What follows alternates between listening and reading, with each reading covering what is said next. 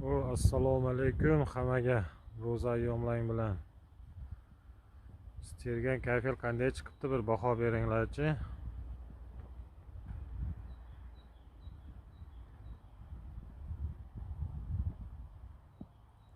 Mana shu yerda travertinni qilsak, xudo xolasa keyin ijodni boshlaymiz-da, mana xudo xolasa.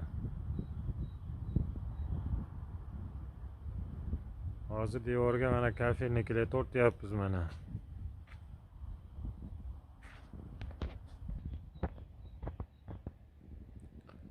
Hammani ro'za ayyomi bilan yana bir bor tabriklayman.